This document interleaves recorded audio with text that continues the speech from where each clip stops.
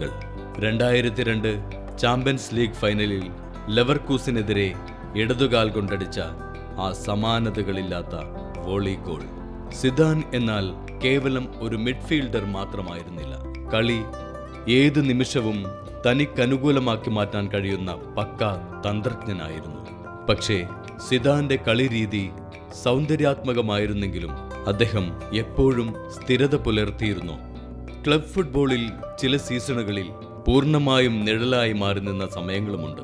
കളിയുടെ വേഗത കുറയ്ക്കുന്നുവെന്ന വിമർശനവും അദ്ദേഹത്തിനെതിരെ ഉയർന്നിരുന്നു.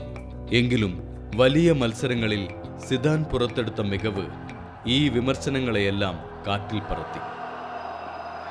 2006 ജൂലൈ 9 ഫുട്ബോൾ ലോകം കണ്ട ഏറ്റവും ദാരുണമായ ഒരു കരിയർ അവസാനത്തിനായിരുന്നു അന്ന് സാക്ഷ്യം വഹിച്ചത്.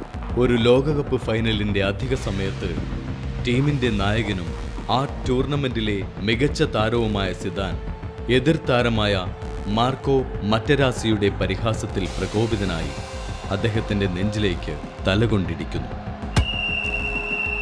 റെഡ് കാർഡ് വാങ്ങി പുറത്തു പോകുമ്പോൾ ആ ലോകകപ്പ് ട്രോഫിക്കരികിലൂടെ അദ്ദേഹം നടന്നകന്ന കാഴ്ച ഓരോ ഫുട്ബോൾ പ്രേമിയുടെയും നെഞ്ചു തകർത്തു. ഇത് ഒരു നിമിഷത്തെ പ്രകോപനം മാത്രമായിരുന്നില്ല. കരിയറിലുടനീളം 14 റെഡ് കാർഡുകളാണ് സിദാൻ വാങ്ങിക്കൂട്ടിയത്. അത് അദ്ദേഹത്തിന്റെ ഉള്ളിലെ അനിയന്ത്രിതമായ ദേഷ്യത്തെ വെളിവാക്കി. ഏറ്റവും വലിയ വേദിയിൽ ഫ്രാൻസ് എന്ന രാജ്യത്തിന്റെ പ്രതീക്ഷകളെക്കാൾ തന്റെ ദേഷ്യത്തിന് മുൻഗണന നൽകിയെന്നത് ഒരു നായകൻ എന്ന നിലയിൽ സിദാന്റെ കരിയറിലെ മായ്ക്കാനാവാത്ത കറുത്ത പാടാണ്. എന്നാൽ ഒരു കളിക്കാരനായി വിരമിച്ചതിന് ശേഷം റയൽ മാഡ്രിഡിന്റെ മാനേജറായി എത്തി അദ്ദേഹം ലോകത്തെ വീണ്ടും ഞെട്ടിച്ചു. തുടർച്ചയായി 3 ചാമ്പ്യൻസ് ലീഗ് കിരീടങ്ങൾ നേടുന്ന ചരിത്രത്തിലെ ആദ്യ മാനേജറായി സിദാൻ മാറി.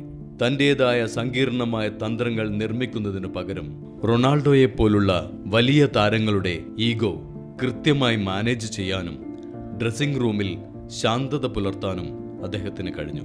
റയൽ മാഡ്രിഡ് എന്ന വമ്പൻ ക്ലബിനെ നിയന്ത്രിക്കാൻ സിദാന്റെ വ്യക്തിപ്രഭാവത്തിന് കഴിഞ്ഞു എന്നത് തള്ളിക്കളയാനാവില്ല. സിനദിൻ സിദാൻ ഒരു പൂർണ്ണമായ കായിക താരമായിരുന്നില്ല. അദ്ദേഹം ഒരു വശത്ത് അപാരമായ കഴിവുള്ള ഫുട്ബോൾ ദൈവവും മറുശബ്ദത്തിൽ വികാരങ്ങൾക്ക് അടിമപ്പെടുന്ന സാധാരണ മനുഷ്യനുമായിരുന്നു. ആ അപൂർണത തന്നെയാണ് അദ്ദേഹത്തെ ലോക ഫുട്ബോളിലെ ഏറ്റവും ആകർഷകമായ വ്യക്തിത്വങ്ങളിൽ ഒന്നാക്കി മാറ്റുന്നത്. നമ്മൾ സിദാനെ ഓർക്കുന്നത് അദ്ദേഹത്തിന്റെ റെഡ് കാർഡുകളുടെ പേരിലല്ല, മറിച്ച് ആ പച്ചപ്പുല്ലിൽ അദ്ദേഹം കാട്ടിക്കൂട്ടിയ അത്ഭുതങ്ങളുടെ പേരിലാണ്.